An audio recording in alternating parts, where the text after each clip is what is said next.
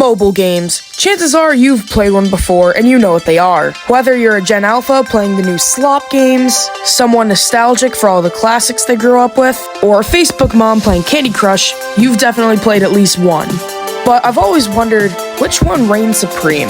Which mobile game is the best? That's what I'm gonna figure out today. Today we are making a tier list for several mobile games to see which of them are the best and which ones you shouldn't even download. With all that said, let's get into it. I play Pokémon Go every day. I'd be surprised if you did not know what Pokémon Go was, because this game took the world by storm in 2016. It's quite simple. Find Pokémon, catch Pokémon, get Pokémon. The game also has a bunch of cool Pokémon, nearly every single one.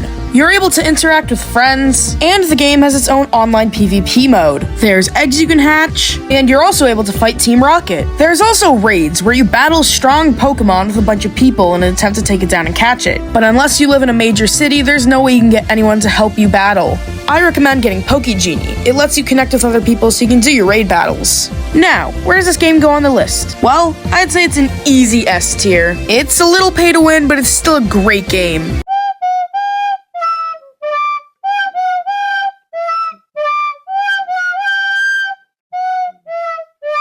In Jurassic World the game, you make your own Jurassic Park and collect resources to get dinosaurs and make them strong. There are mini games to prevent your dinosaurs from escaping, card packs to open, and strategic battles where you duke it out with your dinosaurs. You can unlock and hatch creatures and make a bunch of genetic monstrosities.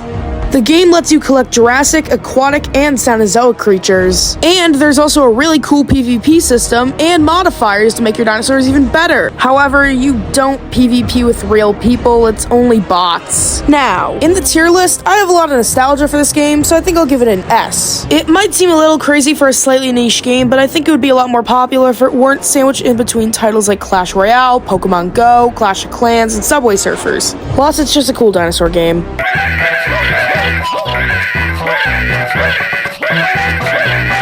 Angry Birds is a game where you play as a bunch of birds, and you have to get your eggs back from a bunch of green pigs. In order to defeat those pigs, you have to shoot your birds using a slingshot to destroy their buildings. And along the way, you get more birds with new abilities, like Bomb, who explodes things, Matilda, who lays an explosive egg, Hal, who works like a boomerang, and Terrence, who is just a really big bird. And there's many other ones as well. Although this game was absolutely groundbreaking and nostalgic, it's a pretty simple gameplay loop. Nonetheless, I'll still give it an A tier for being a really good game.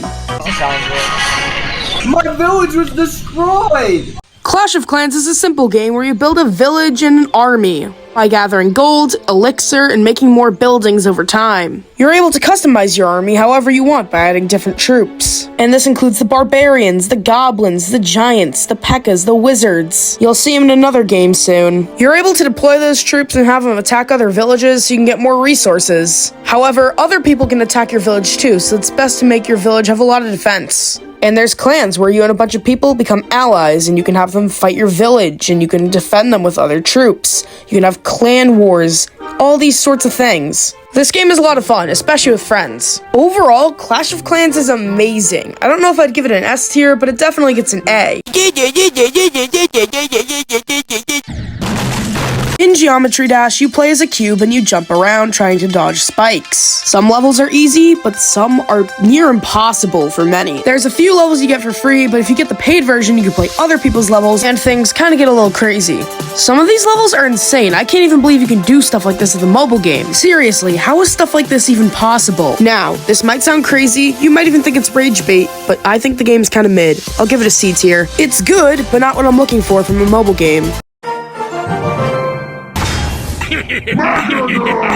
Clash Royale takes the previously mentioned Clash of Clans and adds new things like tower defense and deck building, and keeping all sorts of old characters like the barbarians and the P.E.K.K.A.s and the wizards. And they add in new cards and powerful heroes and evos to make things even better. And then you go into the arena, where you try and take down a bunch of towers using your troops. It's a good game mixed with skill and luck and hoping your other opponent isn't pay to win, but... Oh yeah, this game is like super pay to win. There's these chests that give you absolute trash, trash. And of course, the classic pay-to-win pass system that requires real money to upgrade. This game also has clans, which you can do battles in and have some riveting conversation, and have some fun in all sorts of battle modes. This game is really good, but I'm giving it a B tier because it is so absurdly pay-to-win. Alright, so we're halfway through now, and my friend said to try out this game called Dragon Sim Online. It's apparently really good, and he used to like it, and,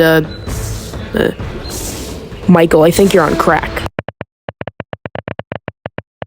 I'm not gonna waste your time here, but how can one game be so boring? I know I'm only showing the first level, but I had to do almost nothing at all. And I don't really find it that enjoyable. You probably saw it coming, but this game obviously gets a D tier. It is trash. In Bad Piggies, the king wants some eggs, so you gotta get him some eggs. How? By building some stupid machines. And then you gotta use them to get to the end to get a piece of the map. It's pretty fun to see what works and what doesn't. Unfortunately, the game added wheel spins and loot crates, which is super annoying, but it doesn't change the fact that it's really fun to play, and it feels pretty good when your machine finally works. I absolutely love this game. It's really funny, and I'd say it's better than the original Angry Birds. S tier for sure. Fruit Ninja is such a simple game. You cut fruit, you dodge bombs, that's it. You can absolutely obliterate some of it. Hit a bomb or miss 3 fruits and you just die. It's not bad. It's pretty fun, a little repetitive, B tier. In Subway Surfers, you try to see how far you can run from a cop, while dodging obstacles and collecting coins. The game gives you a bunch of power-ups like the hoverboard, the pogo stick, and the magnet.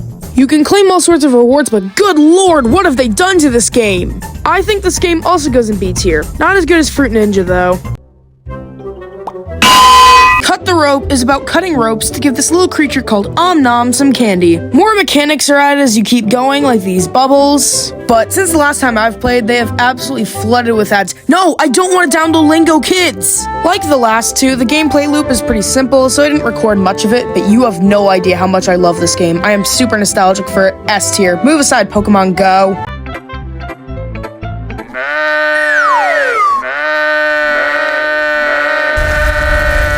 For our last mobile game, I'm going to be doing Goat Simulator. Is this a mobile game? I don't know, but my friends want it, so it's here. And instead of a review, I'm just going to be showing what I did as I played through this game, so here we go. Lick. Whee! Hold on, can I lick the people? Okay. Ah! Oh my god, I can lick the cars. Wait, what happens if I... Oh! Hold up, I gotta grab some... Yarg! Give me everything you got! Yarg! I'm sure everything's fine in there. Ooh, they got Fight Club. Hold on, unlock Tall Goat. What is Tall Goat? It's a giraffe? Okay, well, like, I gotta try this out. Ah! Yippee! Hold on, Spider Goat? Yeah, I'm stuck to the floor. Alright, I think this speaks for itself. It goes to the top of the tier list. It might be a bit unfair considering it's technically a PC game, but oh well. And that's the end of the tier list. What did you think? I know that obviously I can't make a tier list for every mobile game because there's just so many, but a part 2 is always up there. Suggest some ideas. Maybe I'll do it. Well, that's all I have for now. I hope you enjoyed the video, and I'll see you in the next one. Bye! Okay, never mind. This game goes into S tier.